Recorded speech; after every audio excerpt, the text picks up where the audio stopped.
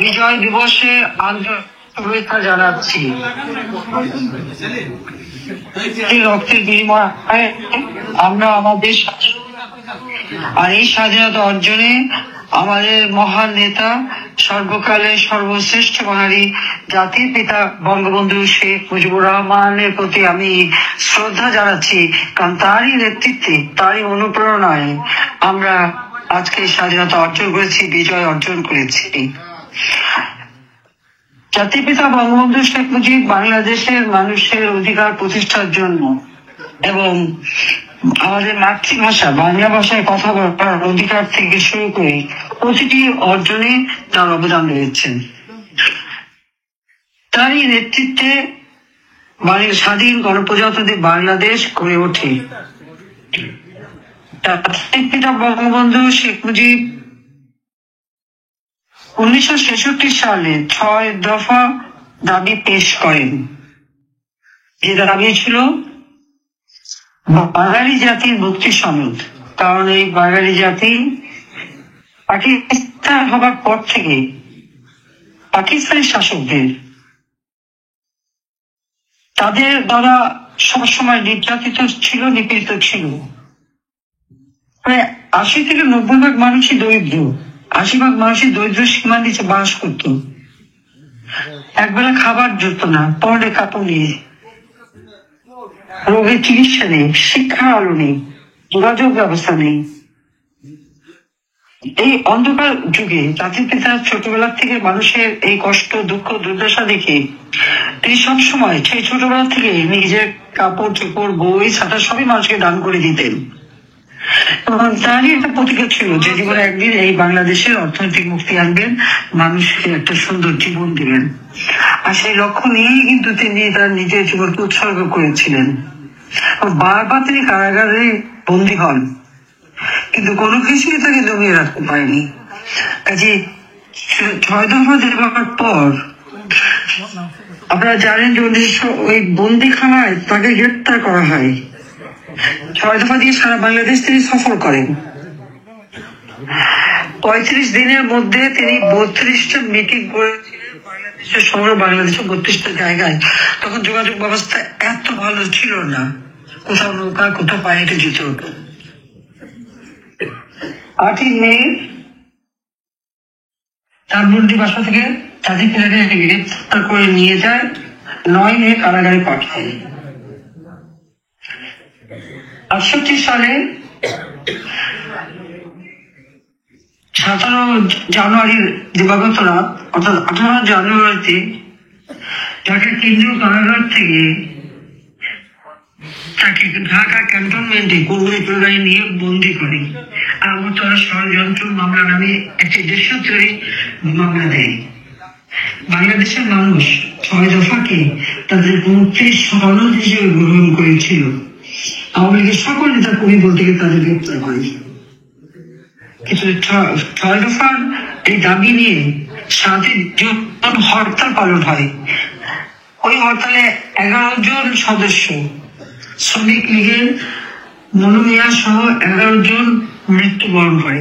জাতির পিতা বঙ্গবন্ধু শেখ মুজিবুর রহমানের লেখা অসমাপ্ত আত্মজীবনী এবং কারাগারের রোজনামটা যদি আপনারা পড়েন, সেখানে এই অত্যন্ত গুরুত্বপূর্ণ তথ্য আপনারা পাবেন। এবং আগরতলা ষড়যন্ত্র মামলা শুরু হয়ে এদিকে ছাত্র জনতা এক হয়ে আন্দোলন শুরু করে। সেই আন্দোলনে মতিউর রহমান মাত্র ক্লাস 10 পড়তে একটি ছেলে শেষে সহ অনেক মানুষ জীবন দেয়। কিন্তু বাঙালির উপর গুলি চালিয়েও পাকিস্তানি শাসকরা এই আন্দোলন দমাতে পারেনি। এক পর্যায়ে আইয়ুব খান বাধ্য হয় 21শে ফেব্রুয়ারি 1969 সালে আগরতলা ষড়যন্ত্র মামলা প্রত্যাহার করে নিতে এবং 22শে ফেব্রুয়ারি 1969 সালে জাতির পিতা বঙ্গবন্ধু শেখ মুজিবুর রহমানকে মুক্তি দিতে বাধ্য হয়।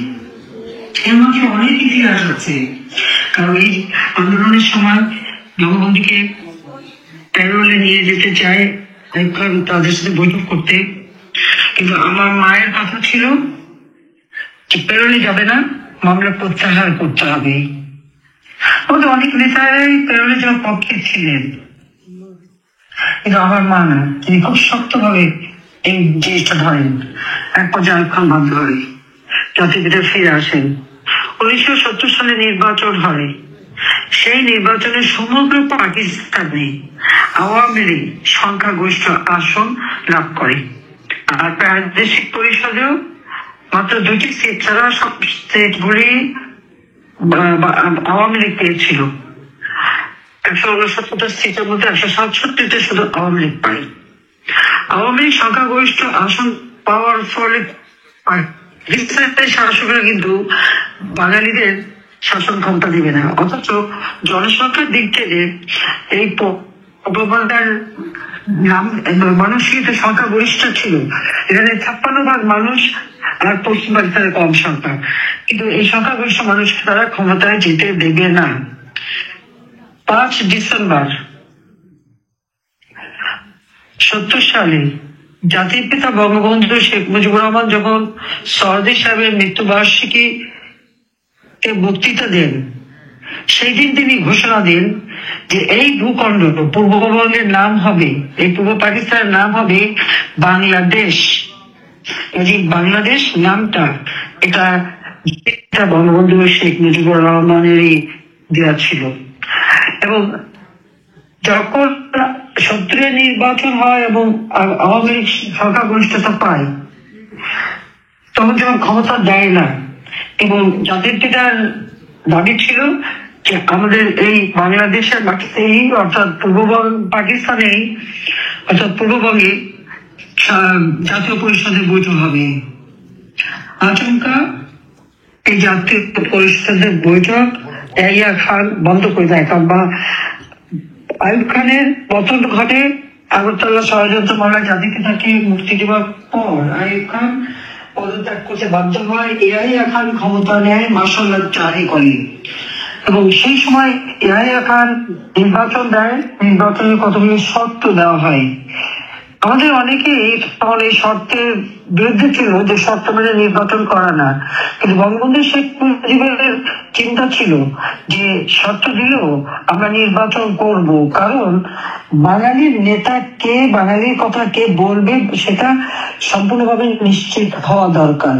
এবং সেই কথা চিন্তা করে তিনি ইলেকশন করেন, জয়লাভ করেন। কিন্তু যখন ইয়াহিয়া খান চাল ভাড়া শুরু করে এবং ভুট্টো বিশেষ করে সে এই নির্বাচিত প্রতিনিধির ক্ষমতা দিতে দেবে না, জাতীয় সংসদ বসার ঘোষণা দিয়েও আচমকা এটা বাতিল করে দেয়। পয়লা মার্চে জাতির পিতা তখন মার্কেট মিটিং এবং আমাদের জাতীয় সংসদের নির্বাচিত প্রতিনিধি, প্রাদেশিক পরিষদের নির্বাচিত প্রতিনিধিদের নিয়ে সভা করছিলেন। 3রা জানুয়ারি সরদি উদ্যানে শপথ অনুষ্ঠান হয়। নির্বাচনের জয়ী হওয়ার পর সে শপথ ছিল বাঙালির মুক্তির কথা এবং 6 দফা বাস্তবায়নের কথা। কিন্তু 70 নির্বাচনে যখন সংখ্যাগরিষ্ঠতা পেয়ে সকল সরকার সদস্যরা, প্রাদেশিক পরিষদ এবং জাতীয় পরিষদের সদস্যরা শপথ নেন, তখন কিন্তু ইয়াহিয়া খান কোনো মতেই বাঙালিদের ক্ষমতা দেখবে না। 1 মার্চ যখন এই জাতীয় সংসদ বন্ধ করে দেয়, জাতির পিতা 3রা মার্চ মিছিল সভা করেন এবং ঘোষণা দেন 7ই মার্চ তিনি বক্তৃতা দেবেন। 1971 সালের 7ই মার্চের সেই ঐতিহাসিক ভাষণ, যে ভাষণের মধ্য দিয়ে তিনি আমাদের বাঙালি জাতি যে পাকিস্তান দ্বারা শোষিত, বঞ্চিত, নির্যাতিত সে ইতিহাস তুলে ধরেন। পাশাপাশি আগামী দিনে কি আমাদের করণীয় এবং এই আন্দোলন করতে যে কিভাবে বাঙালি নিধন হয়েছে, পাকিস্তানি শাসকরা বাঙালিদের উপর অত্যাচার করেছে, সেই কথাও তিনি তুলে ধরেন। জাতির পিতা বঙ্গবন্ধু সেই ঐতিহাসিক ভাষণে তিনি ঘরে ঘরে দুর্গ গড়ে তোলার নির্দেশ দেন, যা কিছু আছে তাই নিয়ে প্রস্তুত হবার নির্দেশ দেন, এবং সমগ্র বাংলাদেশে জেলা এবং থানায় তখন উপজেলা বলে কিছু ছিল না, জেলা, মহকুমা এবং থানা ছিল। প্রত্যেক জেলা ও মহকুমা এবং থানায় আওয়ামী লীগের নেতৃত্বে সংগ্রাম পরিষদ গড়ে তোলার নির্দেশ দিয়েছিলেন এবং বাংলাদেশের জাতিপিতা যে কথা বলতেন সেই কথাই মেনে নিত। এবং সবচেয়ে বড় কথা, সেই সময় সবচেয়ে গুরুত্বপূর্ণ যে কথা ছিলেন তার শেষ লাইনটাই ছিল সবচেয়ে আমাদের জন্য, অর্থাৎ সমগ্র বাঙালি জাতিকে উজ্জীবিত করবার জন্য। সেটা হচ্ছে এবারের সংগ্রাম আমাদের মুক্তির সংগ্রাম, এবারের সংগ্রাম আমাদের স্বাধীনতার সংগ্রাম। সেই থেকেই কিন্তু আমাদের স্বাধীনতা। এরপর অসহযোগ আন্দোলন চলতে থাকে। 25শে মার্চ পাকিস্তানি হানাদার বাহিনী তারা সশস্ত্রভাবে নিরস্ত্র বাঙালির উপর ঝাঁপিয়ে পড়ে। রাজারবাগ পুলিশ কেন্দ্র, সেখানে সে পুলিশের উপর হামলা করে, ঢাকা বিশ্ববিদ্যালয়ে হামলা করে, হামলা করে। যখন পুলিশ প্রথম হামলাটা করার সাথে সাথে জাতির পিতা বঙ্গবন্ধু শেখ মুজিবুর স্বাধীনতার ঘোষণা দেন। এই ঘোষণা সেটা ধানমন্ডি 32 নম্বর বাড়ি থেকে তিনি তখন, এখন যেটা বিজিবি অর্থাৎ বিডিআর, তখন ছিল ইপিআর ফাঁড়ি কর্মীরা, সেটা হচ্ছে পিলখানা ইপিআর ফাঁড়ি। এই ইপিআর এর সুবেদার মেজর শওকত আলী সহ তার 4-5 জন সাথে নিয়ে বঙ্গবন্ধু নির্দেশে সেখানে অপেক্ষা করতে থাকে ওয়্যারলেস সেট নিয়ে। বঙ্গবন্ধু শেখ মুজিব স্বাধীনতার এই ঘোষণাটা টেলিফোনের মাধ্যমে সেই ওয়্যারলেসে পৌঁছে দেন। শওকত আলী সেটা গ্রহণ করে এবং মগবাজারে যেটা ওয়্যারলেস স্টেশন, তারই মাধ্যমে সমগ্র বাংলাদেশে পুলিশ স্টেশনগুলিতে ওই বার্তা তারা প্রেরণ করে। প্রত্যেকটা থানা, মহকুমা, জেলায় পুলিশ ফাঁড়ি থেকে ওই বার্তাটা আওয়ামী লীগের যে সংগ্রাম পরিষদ, সেই সংগ্রাম পরিষদের হাতে ওই বার্তাটা পৌঁছে দেয়। আওয়ামী লীগের নেতা কর্মীরা সেখানে জনতাকে সাথে নিয়ে ওই মধ্যরাত থেকেই কিন্তু 26শে মার্চ এই ঘোষণাটা প্রচার করতে শুরু করে। কোথাও মাইকিং করে, পায়ে হেঁটে, টেলিগ্রামের মাধ্যমে, অথবা বিভিন্ন কথা বলা হতো। সেইভাবে কিন্তু তারা এটা সেই 26শে মার্চ সকাল থেকে সারা বাংলাদেশের মধ্যরাত থেকে একেবারে ফজরের নামাজের পথে সেই প্রচারটা তারা শুরু করেন। জাতির পিতা যখনই স্বাধীনতার ঘোষণা দিলেন, তখনই 32 নম্বর বাড়িটা পাকিস্তানি হানাদার বাহিনী আক্রমণ করে এবং তারা বঙ্গবন্ধু শেখ মুজিবকে গ্রেপ্তার করে নিয়ে যায়।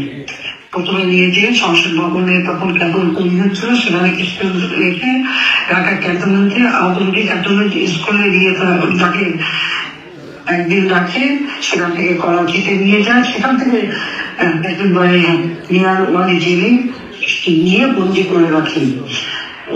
ওই বাড়িতে তারা পুরো দখল করে, ভাঙচুর করে এবং আমার মাকে গ্রেপ্তার করে। আমার মা, রেহানা, রাসেল, জামাল, আমরা সবাই বন্দী হই পাকিস্তানিদের হাতে। ধানমন্ডি 18 নম্বর রোড, বর্তমানে 9-এ 26 নম্বর বাড়ি, একতলা একটা বাড়ি ছিল তখন। ওই বাড়িতে আমার মাকে এবং আমাদের সকলকে পাকিস্তানি হানাদার বাহিনী বন্দী করে রাখি। জাতির পিতা বঙ্গবন্ধু শেখ মুজিবের বিরুদ্ধে শুরু হয় দেশদ্রোহী মামলা।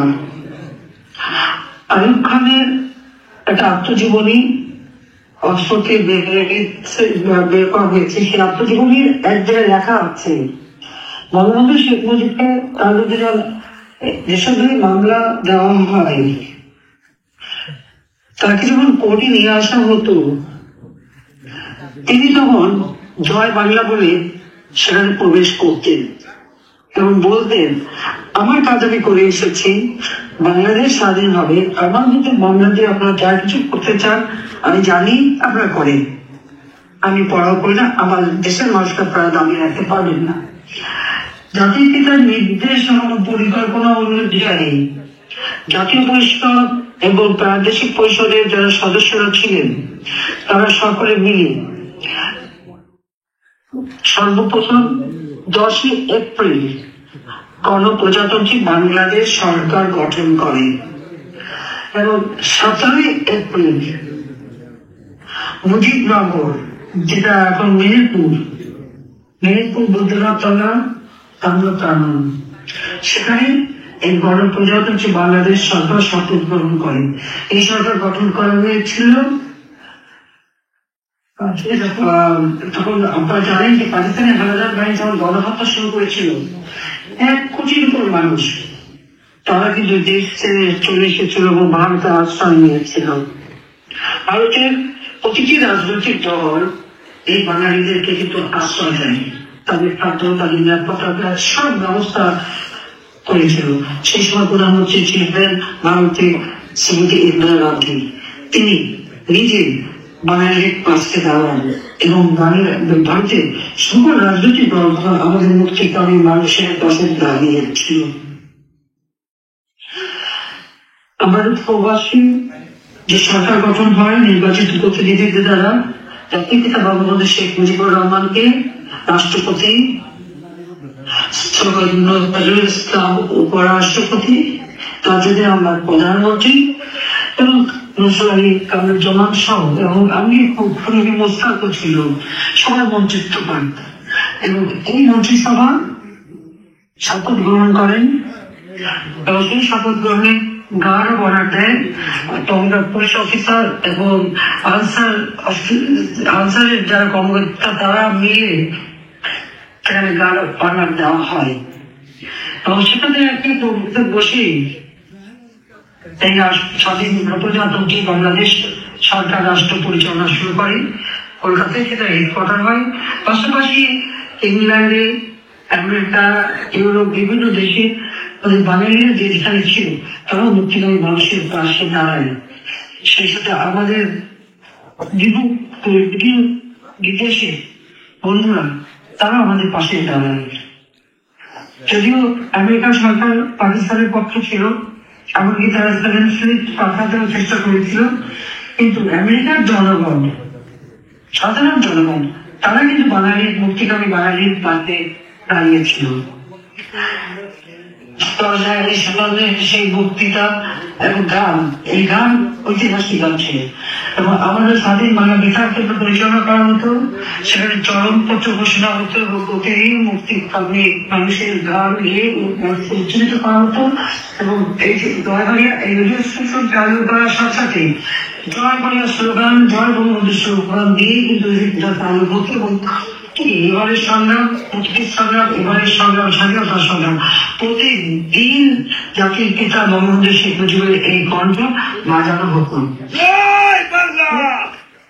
দীর্ঘ 9 মাসের যুদ্ধে পাকিস্তানি হানাদার বাহিনী গ্রামের পর গ্রাম জ্বালিয়ে পড়ে সরকার পর্যায়ে আওয়ামী লীগের কোন নেতা কর্মী বাড়ি ঘর ছিল না। আমার দাদার বাড়ি আত্মপরিবার তুমি পা থেকে শুরু করে গ্রামে গ্রামে এবং শহরে সমস্ত মানুষের ঘর বাড়ি জ্বালানো, পড়ানো, লুটপাট। এই 2024 সালে বিএনপি, জামাত আর ইংরেজ বাহিনী যা করছেন ঠিক এই একই কাজ তারা করেছিল এবং সেই সাথে গণহত্যা করে। এমনকি কে মুসলমান কে হিন্দু খুলে পাকিস্তানের হানাদার বাহিনী তাও পরীক্ষা করতো। ঠিক আজকের যে চিত্র আপনারা বাংলাদেশে দেখেন, মনে হয় যে সেই 71-এর সেই চিত্রই আমরা দেখতে পাচ্ছি এবং সেই সময় তাদের যে অত্যাচার, নির্যাতন, মানবাধিকার লঙ্ঘন সারা বিশ্ব বিবেচিত জেগে উঠবে এবং সাধারণ মানুষেরা দিকের আমাদের পাশে দাঁড়ায়, আমাদেরকে সহযোগিতা করে এবং আমাদের বন্ধুপ্রতিম দেশগুলি আমাদের পাশে এসে দাঁড়ায়। গণপ্রজাতন্ত্রী বাংলাদেশ সরকার পরিচালনা সুষ্ঠুভাবে করে 16 ডিসেম্বর আমাদের জন্য ভারতীয় সেনাবাহিনী তারা আমাদের পাশে দাঁড়ায়। এরই মধ্যে আবার 3রা ডিসেম্বর থেকে আপনারা জানেন যে পাকিস্তান আর ভারতের মধ্যে যুদ্ধ শুরু হয়। আবার এই 3রা ডিসেম্বরই ভুটান বাংলাদেশকে প্রথম স্বাধীন রাষ্ট্র হিসেবে স্বীকৃতি দেওয়ার ঘোষণা দেয়।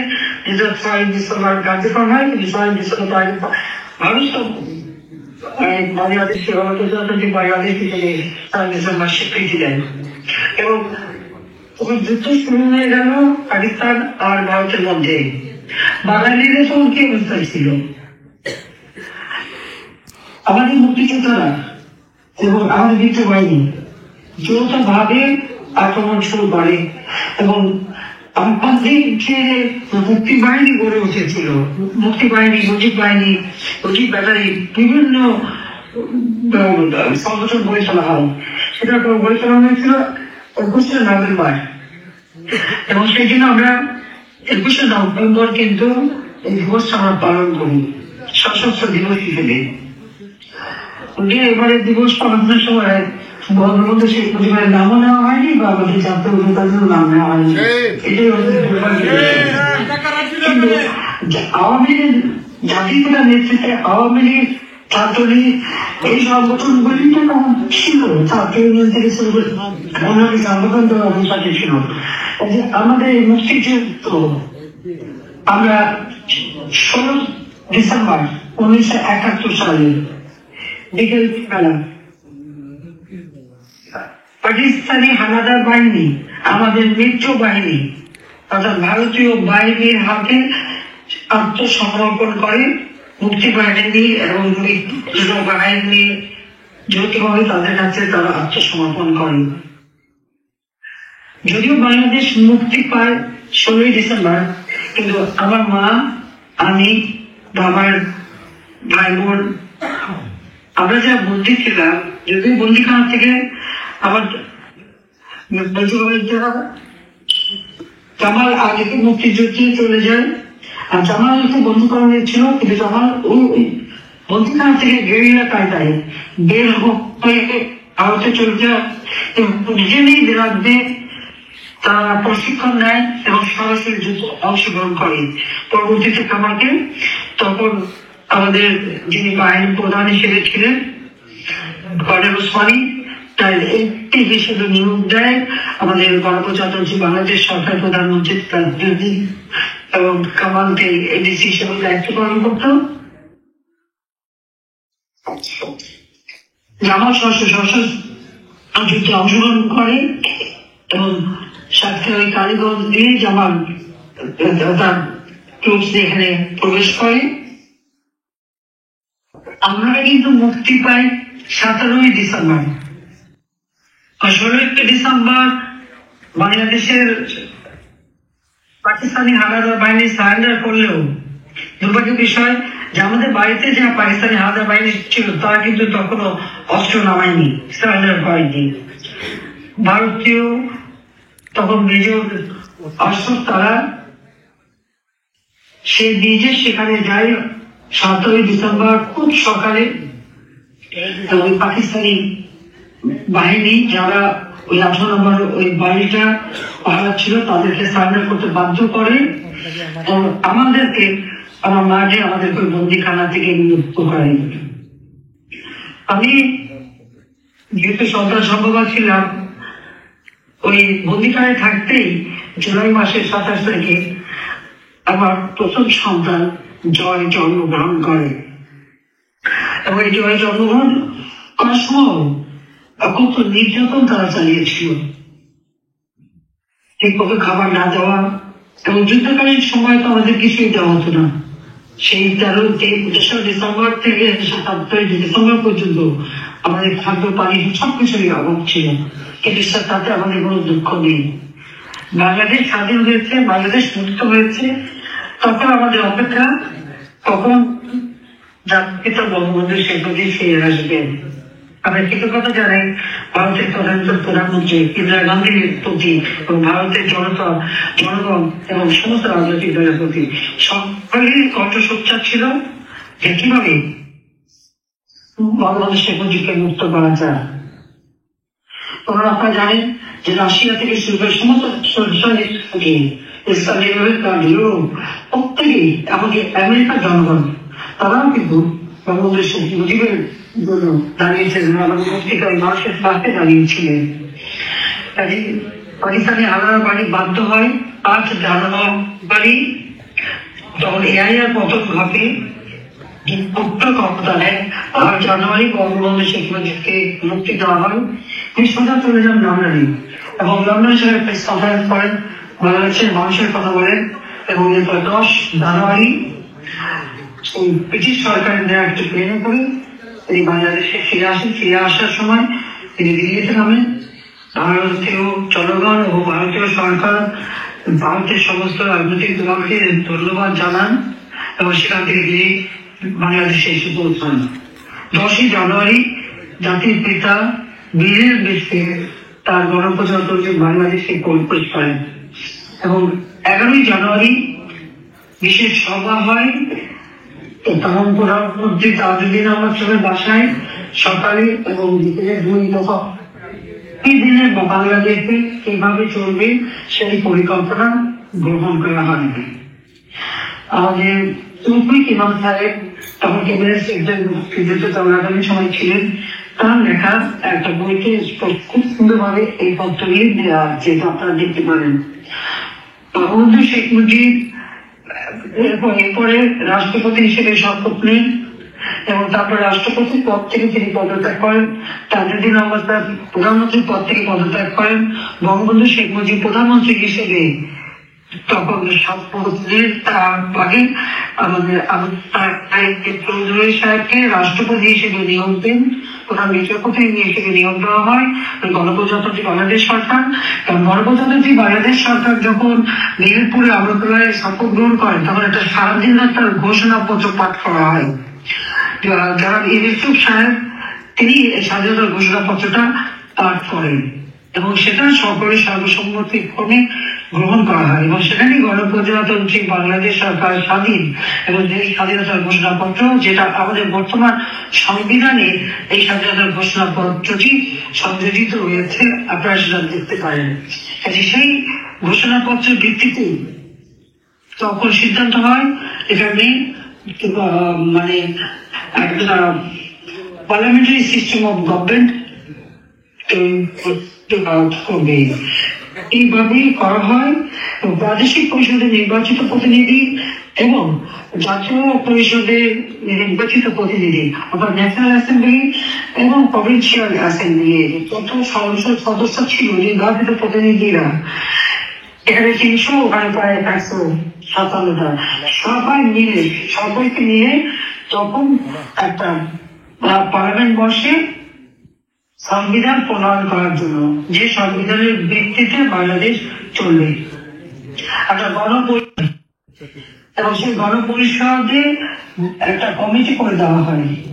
সেই কমিটি সংবিধান প্রণয়ন করেন। 72 সালের 4 নভেম্বর সেই সংবিধান প্রণয়ন করা হয়। এই 17 ডিসেম্বর থেকে সেই সংবিধান কার্যকর, অর্থাৎ বিজয় দিবস যখন আমরা পালন করি তখন থেকে সেই সংবিধান কার্যকর করা হয়। আর সেই সংবিধানের ভিত্তিতে বাংলাদেশ পরিচালিত হতে থাকে। এই সংবিধান বাংলাদেশের সকল মৌলিক অধিকার আছে, পল্লী অঞ্চলের বিদ্যুতের কথা আছে, শিক্ষার বিষয় আছে, স্বাস্থ্যের বিষয় আছে, অর্থনৈতিক বিষয় আছে। সমস্ত বিষয়গুলি দিয়ে এই সংবিধানটা প্রণয়ন করা হয়েছিল। বাংলাদেশ একটা অসাম্প্রদায়িক চেতনার দেশ, সকল ধর্ম বর্ণ নির্বিশেষে সকলের অধিকার থাকবে এবং বাংলাদেশের যে সমস্ত গোষ্ঠী আছে তাদের অধিকারের কথা বলা হয়েছে। সার্বিকভাবে আর্থসামাজিক উন্নয়নের কথা এই সংবিধানে দেওয়া আছে এবং এই সংবিধানের ভিত্তিতে 1973 সালে জাতির পিতা বঙ্গবন্ধু শেখ মুজিব পুনরায় নির্বাচনে প্রকৃতপক্ষে কোন বিপ্লবের প্রকল্প কখনই এভাবে এত দ্রুত নির্বাচন দেওয়া হয় না। জাতির পিতা বঙ্গবন্ধু শেখ মুজিব স্বাধীনতা মানুষ ছিলেন, জনগণের স্বাধীনতা বিশ্বাস করতেন। তাই স্বাধীন বাংলাদেশে পুনরায় নির্বাচন দিয়ে আবার যাতে ক্ষমতা পরিচালনা করা যায় স্বাধীন রাষ্ট্র ছিল, সেই পদক্ষেপ তিনি নিয়েছিলেন। এবং 73 সালের নির্বাচনও আপনারা জানেন যে আওয়ামী লীগ সংখ্যাগরিষ্ঠতা পায় এবং আওয়ামী লীগের বিরুদ্ধে মাত্র 9টা সিটে অনেকে জয়লাভ করে। এরপর শুরু হলো যুদ্ধ বিধ্বস্ত দেশ গড়া, রাস্তাঘাট নেই, পুল ব্রিজ নেই, সবকিছু ধ্বংসপ্রাপ্ত। আজকে বলতে এত রাস্তা, এত যোগাযোগ ব্যবস্থা কিছুই ছিল না। ঘরে ঘরে হাহাকার, মানুষের খাবার নাই, কিন্তু ফসল হয় না 9 মাস আমাদের বন্ধু প্রত্যেক দেশ তারা আমাদের সাহায্য করে। এই ভারত, রাশিয়া এবং বিভিন্ন দেশ থেকে আমাদের জন্য সাহায্য আসে। আমাদের এমনকি যোগাযোগ ব্যবস্থার জন্য জাহাজ, সেনাবাহিনী, নৌবাহিনী, বিমান বাহিনী, জাতির পিতা বঙ্গবন্ধু শেখ মুজিব করেছিলেন যুগোস্লাভিয়া থেকে শুরু করে বিভিন্ন দেশ বা সাহায্যের সাহায্য প্রত্যেকে এগিয়ে আসে। আমাদের সশস্ত্র বাহিনী তিনি গড়ে তুলেন। মিলিটারি একাডেমি ভিত্তিপ্রস্তর স্থাপন করেন চট্টগ্রাম 11টা তিনি দেখে রাখেন। কুমিল্লা ক্যান্টনমেন্টে প্রথম এই ভিত্তিপ্রস্তরটা তিনি স্থাপন করেন। যে ঐতিহাসিক ভাষণ দিয়েছেন, এই ভাষণটাও কিন্তু সকলের শোনানোর কাজ। জাতির পিতা বঙ্গবন্ধু শেখ মুজিব শুধু একটি রাষ্ট্র স্বাধীন করে দেন না, একটি রাষ্ট্র পরিচালনা সকল দিক নির্দেশনা দেন এবং সুস্থভাবে পরিচালনা করেন। এটা দ্বিতীয় নির্দিষ্ট দেশ, তখন ঘরে ঘরে ঋণ পৌঁছানোর দরকার ছিল। আমাদের আওয়ামী লীগের নেতা কর্মীরা যদিও তাদের শক্তিশালী হারিয়ে গেছে, তারপরে পায়ে হেঁটে, মাথায় করে, নৌকায় করে প্রত্যেকের বাড়ি বাড়ি ঋণ পৌঁছে দেন। প্রতিটি মানুষকে সহযোগিতা করেন, প্রতিটি মানুষের পাশে দাঁড়ান এবং সেখানে মানুষের কিভাবে দেশকে উন্নত করা যায় সেই পদক্ষেপ জাতির পিতা নিয়েছিলেন। যুদ্ধকালীন সময়ে কিন্তু কোনো ক্ষেত্রে ফসল হয়নি, সেই বিষয়ে আহাকার জাতীয় সঙ্গে পাকিস্তানিরা নিয়ে যায়। সমস্ত ইন্ডাস্ট্রিগুলি বেশিরভাগ মালিক ছিল পাকিস্তানিরা। যারা পাকিস্তানে চলে যাওয়া তারা পাকিস্তানে চলে গিয়েছিল, সমস্ত ইন্ডাস্ট্রি অ্যাবান্ডন করে থাকে। স্কুল কলেজগুলি ছিল আর্মি ক্যাম্প। ঠিক সারেন্ডার করার আগে 10ই ডিসেম্বর থেকে বুদ্ধিজীবী হত্যা শুরু হয়, যেন বাংলাদেশ বিনাশূন্য হয়ে যায়, রাষ্ট্র পরিচালনা করবার মতো যেন দক্ষ জনশক্তি না থাকে। সেই উদ্দেশ্য নিয়ে পাকিস্তানি হানাদার বাহিনীর হাতে গড়ে তোলা রাজাকার বাহিনী, আম্বদর বাহিনী, আফগান বাহিনী, এই আম্বদর বাহিনীর সদস্য ছিল এই মধুর আমার নিজামী, মৌলানা মান্নান, আব্দুল আলী, কিশোরপুরী, পাকিস্তানি হানাদার বাহিনীকে পথ দেখে দেখে দিয়ে দিত এবং তারা চালানো আমাদের মেয়েদের উপর পাশবিক অত্যাচার। বাচ্চা বাচ্চা মেয়েদের পর্যন্ত চাকরিকে নিয়ে দিনের পর দিন তাদের উপর পাশবিক অত্যাচার করে এবং তার অনেক সুইসাইড করেছিল শাড়ি পেঁচিয়ে। সে কারণে তাদের শাড়িটাও পড়তে দেওয়া হতো না, উলঙ্গ অবস্থাটা ফেলে রাখা হতো। যখন আমাদের মিত্র বাহিনী ঢুকে একজন শিখ সেনা যখন এদেরকে উদ্ধার, তারা যখন উদ্ধার করতে দেয় এই মেয়েদেরকে, ওদের অবস্থা থেকে নিজের মাথার পাগড়ি খুলে ওই মেয়েকে আব্রু ঢাকার জন্য সাহায্য করে। সেখানে প্রায় 17,000 ইন্ডিয়ান সেনাবাহিনীর সদস্য আত্মহত্যা দিয়েছিল মুক্তি বাহিনীর সাথে কাজে তার মিলে যুদ্ধ করতে দিয়ে। আওয়ামী লীগ বাংলাদেশকে শুধু স্বাধীনতাই দেয়নি, অর্থনৈতিক মুক্তির পথে এগিয়ে নিয়ে যায়। জাতীয় পিতার নেতৃত্বে বাংলাদেশ সেই যুদ্ধ বিধ্বস্ত দেশ থেকে গড়ে তোলা, এই যে নির্যাতিত সব ধরনের সহযোগিতা এবং সামাজিক ভাবে তাদেরকে প্রতিষ্ঠিত করার পদ্ধতি দিয়েছিলেন জাতির পিতা এবং তাদেরকে বিরামনা উপহার দিয়ে নাম গেছিলেন। শুধু তাই না, চাকরির যে নারীদের জন্য 10% কোটা, সেটার ব্যবস্থা জাতির পিতা বঙ্গবন্ধু করে দিয়েছিলেন এবং এই মেয়েদেরকে অনেকে তাদেরকে স্বাভাবিক জীবনের সঙ্গে আনার জন্য তাদের বিয়ে দেওয়ার ব্যবস্থা করা হয়। আমার মা নিজেও উপস্থিত থাকেন, এই নির্যাতিত মেয়েদেরকে দেখতে যান, তাদের পাশে দাঁড়ান এবং সেই সময় বড় বিবাহের ব্যবস্থা নেওয়া হয়। সেইভাবে তাদেরকে বিবাহ দিয়ে তাদেরকে সামাজিক ভাবে প্রতিষ্ঠিত করে দেন, যেন কেউ তাদের অবহেলা করতে না পারে। তখন তার মানসিকতা করছিল এবং যত সুইজারল্যান্ড, জার্মানি, ইংল্যান্ড বিভিন্ন জায়গা থেকে ডাক্তার, নার্স নিয়ে এসে মেয়েদের চিকিৎসা করান। আর অধিকাংশ মেয়েরা তখন প্রেগনেন্ট ছিল। অনেক বাচ্চাও জন্ম হয়, আর বেশিরভাগই তাদেরকে অ্যাবর্ট করা হয়, বসে করে দেওয়া হয়। যে বাচ্চাগুলি জন্ম হয় পৃথিবীর বিভিন্ন দেশ তাদেরকে কিন্তু নিয়ে যায় দত্তক হিসেবে। জার্মানি থেকে শুরু করে ইউরোপের দেশগুলি অনেকে ওই বাচ্চাদের নিয়ে যায়। কানাডা, বিভিন্ন দেশ স্বাধীনতা আন্দোলনের সময় আর কি। অর্থাৎ প্রত্যেকটা মানুষকে পুনর্বাসিত করার যত রকমের ব্যবস্থা সবই তাদের পিতা নিয়েছিলেন। মাত্র 3 বছর 7 মাস 3 দিন তিনি হাতে সময় পেয়েছিলেন। এই অল্প সময়ের মধ্যে একটা যুদ্ধ বিধ্বস্ত দেশ গড়া, একটা সংবিধান দেওয়া, সুষ্ঠু রাষ্ট্র পরিচালনা করা এবং বাংলাদেশকে এগিয়ে নিয়ে যাওয়া, এর মধ্যে চক্রান্ত ছিল, ষড়যন্ত্র ছিল। এবং আপনারা জানেন যে যারা আমাদের স্বাধীনতা চায়নি, কিসিঞ্জার বলেছিল এই বাংলাদেশ স্বাধীন হয়ে কি হবে, বাংলাদেশ তো একটা বটমলেস বাস্কেট হবে। এবং তাদের চক্রান্তই ছিল কিভাবে জাতিকে ক্ষমতা থেকে সরাবে। পাকিস্তান আমাদের পারেনি। 1974 সালে নগদ টাকা দিয়ে, অর্থ দিয়ে খাদ্য কেনা হয়েছিল। সেই খাদ্য জাহাজ শ্রীলঙ্কা পর্যন্ত আছে। সেই জাহাজ বাংলাদেশে না এনে সত্যি অন্য দেশে পাঠিয়ে দেয়, দুর্ভিক্ষ সৃষ্টি করা হয়। জাতির পিতা বঙ্গবন্ধু শেখ মুজিব এবং আওয়ামী লীগের তৃণমূলকে নিয়ে সেই দুর্ভিক্ষ মোকাবেলার ব্যবস্থা নেন। সেখানে লঙ্গরখানা করা হয়, চাল ডাল খিচুড়ি বানানো বা রুটি বানিয়ে মানুষকে দেওয়া হয়। তারপরে অনেক মানুষ মারা যায়। এই বিষয়টা রেখে রেখে রাখেননি। জাতীয় সংসদে নিজেই বলেন আমার 26,000 মানুষ মারা গেছে, আমি বাঁচাতে পারিনি। এবং এই ঘটনার পরেই কিন্তু জাতিপিতা দ্বিতীয় বিপ্লবের কর্মসূচির সূচনা দেন।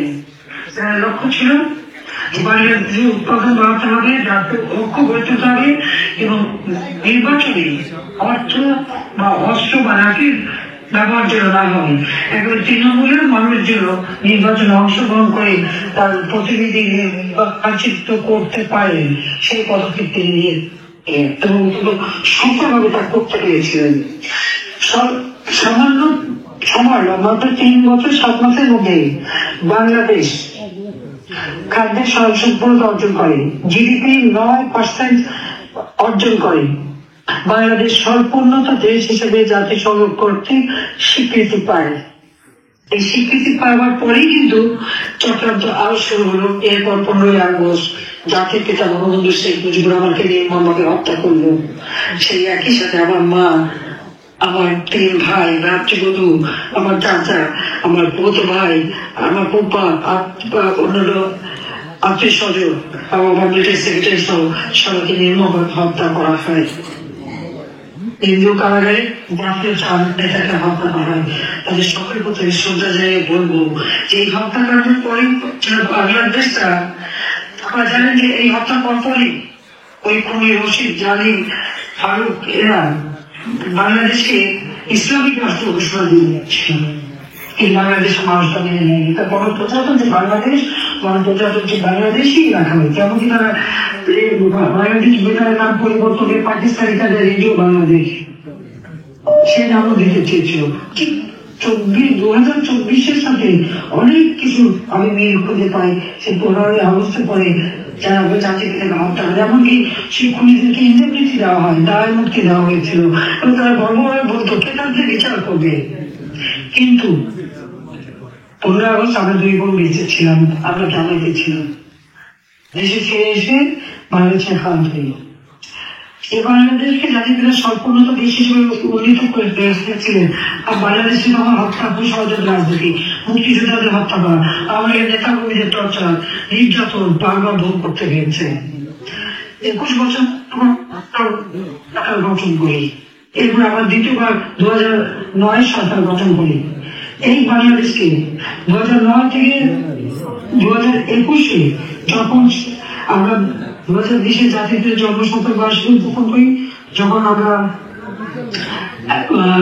2021 সালে স্বাধীনতা সুবর্ণ জয়ন্তী উদযাপন করি, সেই সময় কিন্তু বাংলাদেশ উন্নয়নশীল দেশের মর্যাদা পায়। এটাই ছিল আমাদের সবচেয়ে বড় অর্জন যে মাত্র 15 বছরের মধ্যে বাংলাদেশ আজকে বদলে যাওয়া বাংলাদেশ। যাদের বয়স 15 বছর, 20 বছর বা 25 বছর, তারা যদি একবার চিন্তা করে যে 2008 পর্যন্ত বাংলাদেশ কি অবস্থান ছিল, 2001 থেকে 8 বাংলাদেশের যেটা কালো ছিল, জঙ্গিবাদ, সন্ত্রাস, সেই বাড়াবাড়ি, 500 জায়গায় একসাথে বোমা হামলা, গ্রেনেড হামলা, হত্যা, আমাদের বিভিন্ন নেতাকে হত্যা, এই ধরনের খুনিদের রাজত্বই ছিল। আর 2009 থেকে ধারাবাহিকভাবে গণতান্ত্রিক ধারা অব্যাহত ছিল। যার দ্বারা আর্থসামাজিক উন্নয়ন আমরা করতে পেরেছি এবং বাংলাদেশ উন্নয়নশীল দেশের মর্যাদা পেয়েছি। এই উন্নয়নশীল দেশ হিসেবে আমাদের যাত্রা শুরু হওয়ার কথা 2026 সালে। আপনারা একটা জিনিস লক্ষ্য করেন, যখন জাতিপিতা বাংলাদেশকে সম্পূর্ণ দেশের মর্যাদা এনে দিলেন, তারপরে কিন্তু চট্টগ্রাম ধরে 15ই আগস্ট। আর ঠিক যখন আমরা উন্নয়নশীল দেশ হিসেবে মর্যাদা পেলাম এবং ঘোষণা দিলাম 2041 সালের মধ্যে বাংলাদেশ হবে বাংলাদেশ এবং উন্নত বাংলাদেশ, এরপরে কিন্তু একটা চক্রান্ত শুরু। এবং এই 2024 সালে জুলাই মাসের 15 তারিখ থেকে যে 7 তারিখ থেকে কোটা আন্দোলন এবং 15 তারিখ থেকে যে হত্যাযজ্ঞ শুরু হলো, এবং সেখানে কিন্তু তাহলে ওই বছর সময় আগুন জায়গায় লুটপাট করেছিল,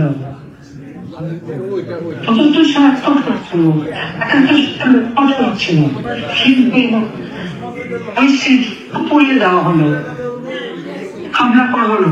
একদিকে আওয়ামী লীগের নেতা কর্মীদের হত্যা, পুলিশ হত্যা, সংখ্যালঘুদের আক্রমণ, তাদের হত্যা করা, এবং মাজার, দরগা শরীফ, হিন্দুদের মন্দির, খ্রিস্টানদের গির্জা, বুদ্ধদের কিছুই তো রেহাই পায়নি, সবটা আক্রমণ করেছে, সবার উপরে অত্যাচার নির্যাতন করে যাচ্ছে।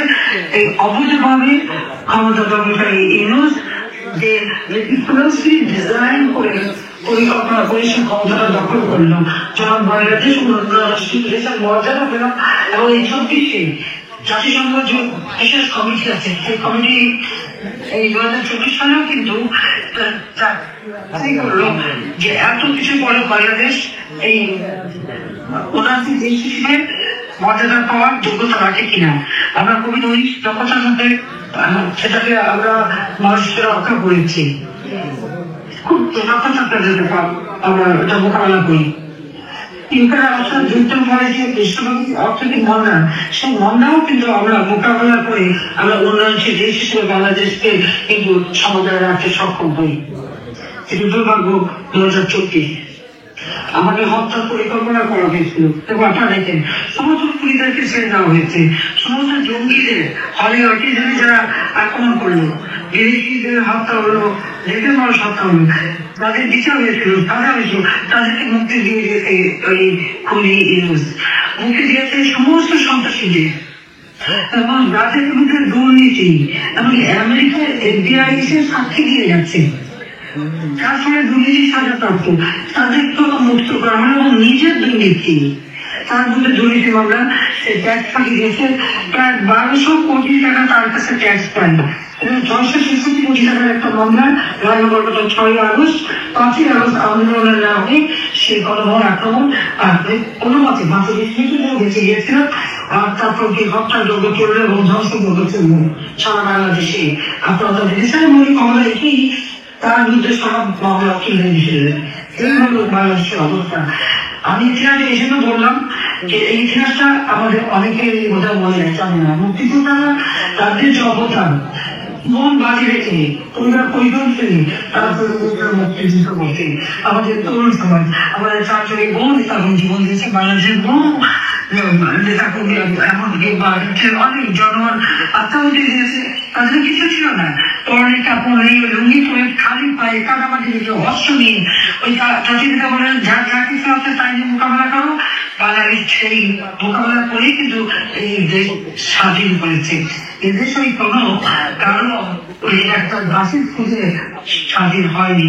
দীর্ঘ 24 বছরের সংগ্রাম ও 9 বছর বিজয়ের মধ্য দিয়ে কিন্তু আমাদের বাংলাদেশ স্বাধীন। আজকে বাংলাদেশ আমরা যখন উন্নয়নশীল দেশের মর্যাদা পেলাম, তখনই আমার সেই আবার বাংলাদেশের জনগণ সব কিছু অর্থনীতি ধ্বংস করেছে, সমস্ত পরিবেশ ধ্বংস করেছে, বাংলাদেশকে আবার বিপদের প্রাকৃতিক পরিণত করেছে। এই অবস্থা থেকে উত্তরণ আমাদের ঘটাতে হবে। আজকে বিজয় দিবসে এটাই আমাদের প্রতিজ্ঞা। এই প্রতিজ্ঞায় আমরা দেব জাতির পিতা বঙ্গবন্ধু শেখ মুজিবুর রহমান আমাদের যে স্বাধীনতা দিয়ে গেছেন, 30 লক্ষ শহীদের রক্তের বিনিময়, 2 লক্ষ মহামারীর নির্যাতনের বিনিময় যে স্বাধীনতা আমরা পেয়েছি, এই স্বাধীন বাংলাদেশ মাথা উঁচু করে বিশ্ব দরবারে চলবে।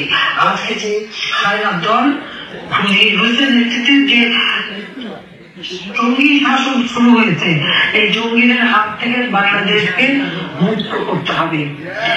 আবার জনগণকে ক্ষমতা দিতে হবে, জনগণের ক্ষমতায়ন, ফিরিয়ে আনা এবং দেশকে আবার উন্নত দেশ হিসেবে গড়ে তোলা, সেই লক্ষ্য আমাদের বাস্তবায়ন করতে হবে। জাতির পিতার সেই স্বপ্ন সোনার বাংলা তো আমরা গড়ে তোলার একেবারে কাছে পৌঁছে গিয়েছিলাম, আবার আমরা পিছিয়ে গেছি। এটা আমরা অবশ্যই ওভারকাম করতে পারবো। এখান থেকে উত্তরণ ঘটিয়ে বাংলাদেশকে আমরা এগিয়ে নিয়ে যাব। আজকে বিজয় দিবসে এই পত্রিকার পক্ষে আপনাদের আমি গল্প শোনালাম, কারণ আমাদের তরুণ প্রজন্ম গল্প জানে না, সেই জন্যই। আমি সবাইকে ধন্যবাদ জানাই দীর্ঘ সময় আমার বক্তব্য শোনার জন্য। সবাইকে আমার আন্তরিক শুভেচ্ছা। আবার জাতির পিতা বাংলাদেশ মুজিবুর রহমান, লাখো শহীদ এবং নির্যাতিত বাবা সকলের প্রতি আমার শ্রদ্ধা জানিয়ে এবং বাংলাদেশের জনগণের যে দুঃখ কষ্টের সীমানে এখান থেকে তাদের উত্তরণ করবো, আবার বাংলাদেশের মানুষ মুক্তি পান, বাংলাদেশের মানুষের জীবন উন্নত হোক, সেই কথা ঘোষণা করে আমি আমার বক্তব্য শেষ করছি। খোদা হাফেজ। জয় বাংলা।